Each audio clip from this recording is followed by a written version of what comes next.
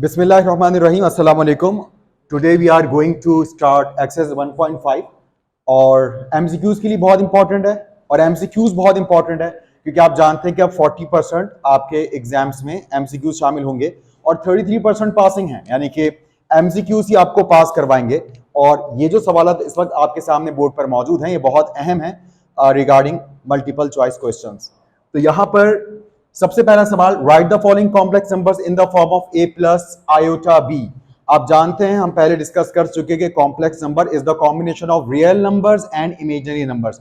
Imaginary numbers के जिधर हम आंसर लेस हो जाते हैं, यानी कि जिधर मैथ फेल हो जाती है, जिधर हमारे पास कोई जवाब देने के लिए होता नहीं है, लाइक किसी भी नेगेटिव वैल्यू का स्क्वायर रूट। हमने देखा कि अगर आप -4 का स्क्वायर रूट लेते हैं तो -4 का स्क्वायर रूट एक एरर देता है कैलकुलेटर, क्योंकि इसका कोई जवाब नहीं होता। लेकिन फिर हमने इसकी एक ट्रिक क्या निकाली, जिसको मैं थोड़ा सा रिकॉल करता चलूं, कि हमने 4 को पॉजिटिव करने के लिए, क्योंकि चाहे आप स्क्वायर रूट के तौर पर 2 लिखें, आप स्क्वायर रूट के तौर पर -2 लिखें, दोनों ही 2 और -2 4 के स्क्वायर रूट्स हैं। मतलब -2 मल्टीप्लाई बाय -2 भी -+2 2 4 होता है, और +2 इंटू +2 भी +4 ही होता है। यही वजह है कि -4 का स्क्वायर रूट तो अवेलेबल ही नहीं है।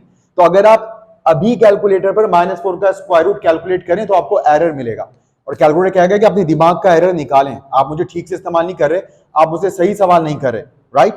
तो उसके लिए हमने क्या, मैथमेटिशियंस ने क्या एक ट्रिक निकाली कि क्यों ना हम इस माइनस को 4 से अलहदा कर दें और इस -4 को -1 मल्टीप्लाई बाय 4 लिखते हैं, और फिर क्यों ना हम स्क्वायर रूट को, क्योंकि स्क्वायर रूट आप जानते हैं पावर ही होती है, 1/2 पावर है, और जब वैल्यूज मल्टीप्लाइंग फॉर्म में होती हैं तो पावर सब वैल्यूज पर इंडिविजुअली आप अलग अलग लगा सकते हैं, या आप बेसिक एक्सरसाइज में सीख चुके हैं। तो इसका मतलब ये हुआ कि 1 पर स्क्वायर रूट अलग से लिखा जा सकता है और इस 4 पर स्क्वायर रूट अलग से लिखा जा सकता है। और अब 4 का स्क्वायर रूट लेना पॉसिबल हो गया, because the square root of 4 are 2 and -2। But अभी हम राइट नाउ सिर्फ +2 पर काम चला रहे हैं, तो हमने -1 के बाद मल्टीप्लाइंग फॉर्म में लिख लिया 2। अब मैथमेटिशियंस ने ये देखा कि क्योंकि यहां पर √-1 इस 2 के साथ लिखा है और ये कुछ लेंथी हो रहा है, मतलब बोलने में भी लेंथी है, लिखने में भी लेंथी है, तो क्यों ना इसको शॉर्ट किया जाए। So for make it short, mathematicians ने एक सिंबल इसके लिए सजेस्ट किया कि क्यों ना हम √-1 को कोई सिंबॉलिक नेम दे दें, कोई लेटर इस पर रख दें। तो वो उन्होंने एक ऐसा लेटर लिया एंशिएंट लैंग्वेज का, जो थोड़ा सा बेंट होता है ऊपर नीचे से, और इसे हम पढ़ते हैं आयोटा। बट राइट नाउ हमारा मकसद इसका करने का क्या होता है, वक्त बचाना। याद रखिएगा, तरक्की किसे कहते हैं, तरक्की कहते हैं वक्त बचाने को। तरक्की कहते हैं किसी भी चीज के साइज के कम कर देने को, यानी कि आप बड़ी चीज को किसी छोटी जगह पे ले आए। जैसे कंप्यूटर्स पहले कितने बड़े बड़े होते थे और फिर छोटे होते होते आज आपके पॉकेट कंप्यूटर्स आ गए हैं मोबाइल फोन्स की सूरत में, राइट। तो हम किसी भी चीज को छोटा कर दें या फिर हम अपना वक्त बचाने का इंतजाम करें, यानी कि उसकी स्पीड अप कर दें, इसी को तो तरक्की कहते हैं। तो मैथ भी जैसे जैसे एडवांस होती गई, बहुत सारी भरपूर चीजों को हम श्रिंक करते करते उनको हम कॉन्ट्रैक्ट करते चले गए। तो ये सिंबल जो कि आयोटा कहलाता, IOTA, आयोटा, ये आयोटा इस √-1 के लिए सजेस्ट कर दिया गया, दिस इज कॉल्ड आयोटा। और 2 अपनी जगह एज इट इज आ गया। तो यूं √-4 का जवाब क्या आया, आयोटा 2। और आयोटा 2 होने का मतलब ही यही है कि ये जो नंबर है या ये जो आंसर है ये इन रियलिटी एग्जिस्ट नहीं करता। ये आयोटा इस बात का प्रूफ है कि ये इमेजिनरी एक वैल्यू है। और लास्ट क्लास में अगर आपको याद हो तो मैंने आपको ये प्रूफ किया था कि हमारे लिए इमेजिनरी वैल्यूज कितनी जरूरी होती हैं, क्योंकि बाज़ वक़्त मैथ्स में जिधर हमारा सॉल्यूशन रुक जाता है, अगर हम इस इमेजिनेशन को इस्तेमाल करते हुए अपने मैथ्स के सॉल्यूशन को आगे लेकर जाएं तो आगे हमें दोबारा हम रियल वर्ल्ड में वापस आ जाते हैं। यानी कि थोड़ी देर के लिए हम ब्लाइंडली एक इमेजिनेशन पर चलते हैं, मगर वो हमारा रास्ता क्या हो जाता है, वो हमारा रास्ता पूरा हो जाता है, यानी कि हम अपनी मंजिल पर पहुंच जाते हैं। तो लास्ट टाइम अगर आपको याद हो तो मैंने एक इक्वेशन आपके सामने सॉल्व की थी, जिसमें x की वैल्यू तो इमेजिनरी थी, मगर x की वैल्यू जाने बगैर हम y की वैल्यू नहीं ला सकते थे। तो उसके लिए हमने x की इमेजिनरी वैल्यू से काम चलाया और y की रियल वैल्यू लेकर आए। तो इस वजह से ये एक बड़ा एक रेवोल्यूशनरी मैथमेटिक्स में स्टेप था जिसमें हमने इस आयोटा को इंट्रोड्यूस किया और आयोटा की वैल्यू होती है √-1। मगर अब हम शॉर्टली सिंपल कैसे डील करते हैं? अब हम सिंपल ऐसे करते हैं, यानी कि इस पूरी कहानी को हम नहीं कहते, इस पूरी कहानी को हम नहीं दोहराते, बल्कि इसको बहुत ही शॉर्ट कर देते और आसान कर देते। वो कैसे कि देखें, अभी तो हम इस 4 का स्क्वायर रूट नहीं ले सकते क्योंकि 4 के साथ माइनस है, तो क्यों ना हम इस रेडिकल से बाहर, इस रूट से बाहर क्या लगा दें? आयोटा लगा दें। अच्छा, वक्त बचाने में आयोटा सीधा ही बना रहे हैं, ठीक है, आई की तरह बना रहे हैं, मगर सबको पता है कि हम आयोटा बना रहे हैं। तो जैसे हम रूट से बाहर आयोटा लगाते हैं, रूट के अंदर माइनस खत्म हो जाता है, ठीक। तो हमने इसको एक मंत्र का दर्जा दे दिया है कि आयोटा का मंत्र आप लिखें, अंदर से माइनस क्या हो जाएगा? गायब। जैसे कोई जादूगर नहीं होता, किसी को बोले मैं इसको ना गायब कर दूंगा, उसके लिए उसने कोई भी मंत्र बोला, उसको उस मंत्र बोलने से वो चीज क्या हो गई? गायब हो गई। तो मैथ्स का भी जो माइनस को गायब करने का, माइनस को जो उड़न छू करने का मंत्र है ना, वो ये आयोटा है। जैसे अब आयोटा लगाते हैं, माइनस गायब हो जाता है, माइनस उड़ जाता है। अच्छा, जैसे ही माइनस गायब हो जाता है, जवाब लाना क्या हो जाता है? पॉसिबल हो जाता है। अब 4 का स्क्वायर रूट क्या आएगा? 2 आएगा। और आप चाहें तो कंप्लीट जवाब देने के लिए 2 के साथ प्लस माइनस लगा सकते हैं। और आयोटा और 2 क्योंकि मल्टीप्लाइंग फॉर्म में, और आप बहुत तफसील से कम्यूटेटिव प्रॉपर्टी ऑफ मल्टीप्लाई पढ़ चुके हैं कि मल्टीप्लाई में मौजूद चीजों की तरतीब को आप जैसे चाहे लिखें, किसी को भी पहले किसी को भी बाद में लिखें, कोई फर्क नहीं पड़ता। तो आप आयोटा 2 लिखें या 2 आयोटा लिखें, इट डजंट मैटर, राइट। तो अब हम बस इस पूरी कहानी को दोहराने के बजाय सिंपल हम मंत्र की बात करते हैं। अच्छा, अंदर माइनस आ गया, कोई बात नहीं, बाहर आयोटा लगा दो, माइनस गायब। वो अलग बात है कि बाहर जो आयोटा है वो इस पूरे प्रोसेस से आया है, ये पूरी इसकी एक लॉजिक है पीछे, राइट। मगर हम बस इतना कह देते हैं कि आयोटा लगा दो और माइनस उड़ा दो।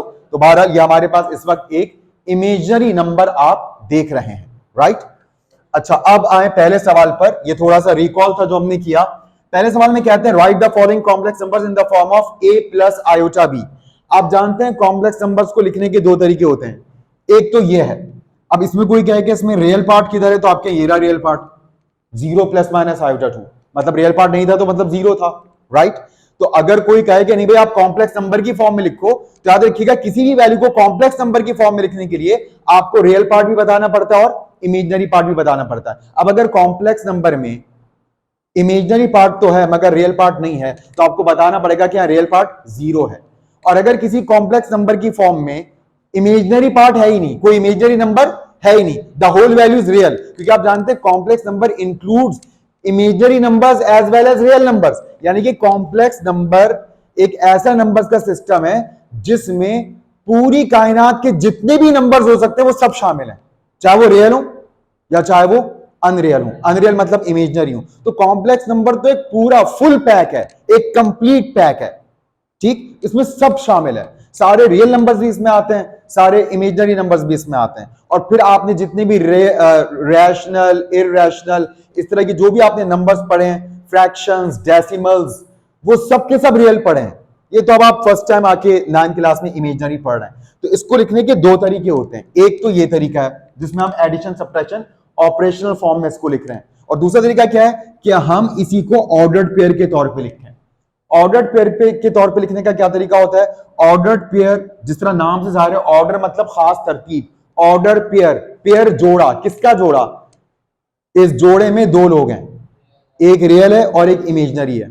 और ऑर्डर का मतलब है वो जोड़ा खास तरतीब से बैठेगा। जैसे मिसाल के तौर पर अक्सर मुझे नहीं लगता कि शादियों में, हम शादी हॉल्स में जो सोफा होता है जिधर दूल्हा दुल्हन मौजूद होते हैं, पता नहीं शायद मेरी नॉलेज में इतना नहीं, मैं इतना नोट नहीं करता कि ऑर्डर कोई खास ख्याल रखा जाता है या नहीं रखा जाता। लेकिन according to my best memory, अगर मैं सामने एक स्टेज इमेजिन करूं तो मुझे ऐसा लगता है कि शायद हमेशा ही दुल्हा को हम अपने उल्टे हाथ की तरफ देखते हैं और जो दुल्हन है उसको हम अपने राइट साइड की तरफ देखते हैं। मगर नहीं, एक शादी में मैंने दूल्हे को राइट साइड पर देखा था और दुल्हन को लेफ्ट साइड पर देखा था। मतलब प्रूफ हो गया कोई ऑर्डर नहीं है, बस जैसे भी घर वाले जाके बिठा दिए बैठ गए। ऐसा नहीं है कि इधर अगर स्टेज पे सीढ़ियां इधर हैं तो इधर से पहले जब जाएंगे तो पहले दूल्हा से मुलाकात होगी फिर दुल्हन से, नहीं, कभी दूल्हा इधर बैठा होगा, दुल्हन इधर, दुल्हन इधर। इसका मतलब क्या हुआ? पेयर तो मौजूद है, कपल तो मौजूद है मगर कोई ऑर्डर नाम की चीज नहीं है। कहीं आपको कुछ दिखेगा, कहीं आपको कुछ दिखेगा, कहीं किसी तरह दिखेगा, कहीं किसी तरह दिखेगा। लेकिन कॉम्प्लेक्स नंबर में आपको ऑर्डर कभी भी बिगड़ा हुआ नहीं दिखेगा। कॉम्प्लेक्स नंबर में हमेशा कॉमे से पहले आपको दिखेगा रियल, हकीकत, और कॉमे के बाद आपको मिलेगी इमेजिनेशन। अच्छा, अब क्योंकि उन्होंने ऑर्डर्ड पेयर के तौर पे कॉम्प्लेक्स नंबर को प्रेजेंट करने का इंतजाम किया, इस वजह से फिर ऑर्डर्ड पेयर में आयोटा को लिखने का जवाब खत्म हो गया। क्योंकि आयोटा किस बात की आइडेंटिफिकेशन था, आयोटा किस बात की निशानी था, वो इस बात की निशानी थी कि नंबर इमेजिनरी है। मगर ऑर्डर्ड पेयर में तो तरतीब से पता चल गया कि जो पहले बैठा है वो दूल्हा है, जो पहले नंबर है वो रियल है, और जो बाद में वो कौन है, वो इमेजिनरी नंबर है। ऑर्डर्ड पेयर में ये बात बिल्कुल फाइनल हो गई है। इस वजह से जब हम किसी भी कॉम्प्लेक्स नंबर को ऑर्डर्ड पेयर में लिखते हैं तो याद रखिएगा ऑर्डर्ड पेयर में कभी भी आयोटा नहीं आएगा, कभी भी आयोटा नहीं आता। तो अगर मैं इसी कॉम्प्लेक्स नंबर को ऑर्डर्ड पेयर में लिखूं तो मुझे लिखना पड़ेगा 0,2 या 0,+-2, यानी कि इमेजिनरी नंबर एक +2 है, एक -2 है, और रियल पार्ट क्या है, 0 है। तो 0,2 ये कॉम्प्लेक्स नंबर है, और इसका मैथमेटिकल ऑपरेशनल फॉर्म में अगर आप आ जाए, एक्सप्रेशन के तौर पर अगर आप आए, तो 0+i2 या 0-i2, इस तरह से आप इसको लिख सकते हैं। तो यहां पर भी उन्होंने हमें complex number ordered pair form में लिख कर दिए। अब उन्होंने कहा नहीं भाई आप ऑर्डर्ड पेयर को उड़ा दें, कॉमा हटा दें, और कॉमा हट जाएगा तो कौन आ जाएगा, आयोटा आ जाएगा।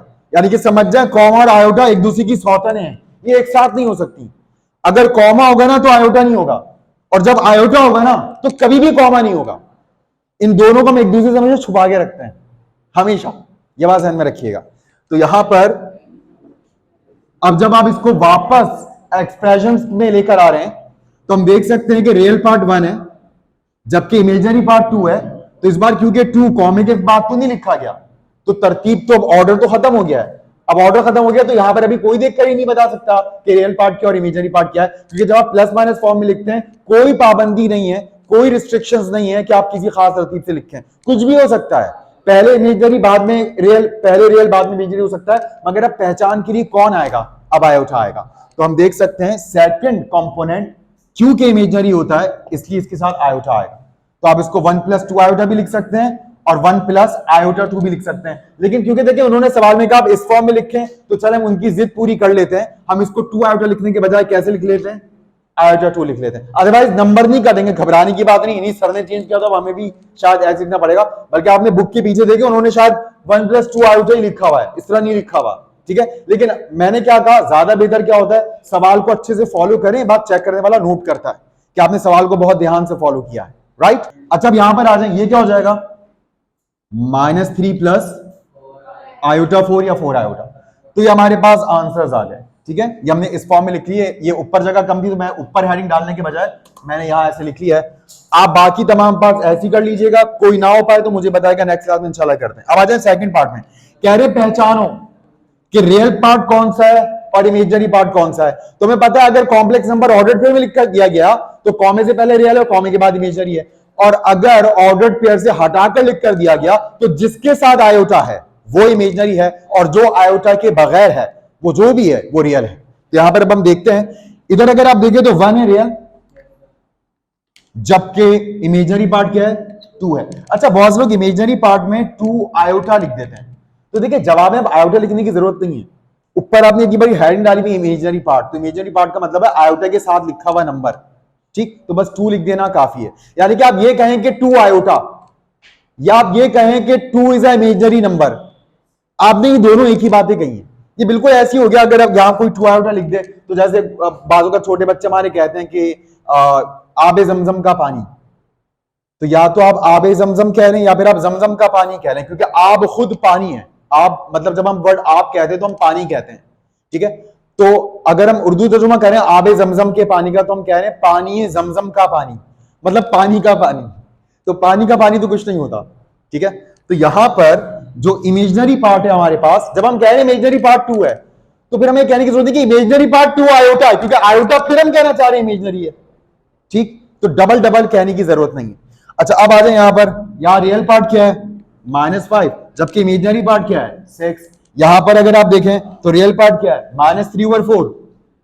और ये बात मैंने आपको लास्ट क्लास में बताई थी कि देखिए डिसाइड करने से पहले कि विच वैल्यू इज रियल और which part is imaginary, you have to simplify the given expression as maximum as possible. आपको अगर सिंप्लीफिकेशन नजर आ रही कहीं, पहले सिंप्लीफिकेशन करें फिर फैसला करें, ठीक। तो यहां पर क्योंकि सिंप्लीफिकेशन आसान सी है इसलिए मैंने नहीं की। वो आसान सी सिंप्लीफिकेशन क्या है आप देख सकते हैं, यहां पर ये 2 माइनस एक साथ आए हैं, तो माइनस माइनस क्या हो जाएगा, तो ये प्लस कौन हो जाएगा 4/5, और 4/5 क्या है इसके साथ, क्योंकि आयोटा मौजूद है इसलिए 4/5 क्या है, ये इमेजनरी पार्ट है। तो हम इमेजनरी पार्ट में -4/5 नहीं लिखेंगे बल्कि +4/5 लिखेंगे, क्योंकि बाजाहिर हमें -4/5 लिखा हुआ दिखाई दे रहा है, मगर आफ्टर सिंप्लीफिकेशन जब आप माइनस को माइनस से मल्टीप्लाई करवा लेंगे तो minus will be no more and it will become positive imaginary number, तो इसलिए हमने 4/5 लिखा है इमेजनरी नंबर के तौर पर, राइट।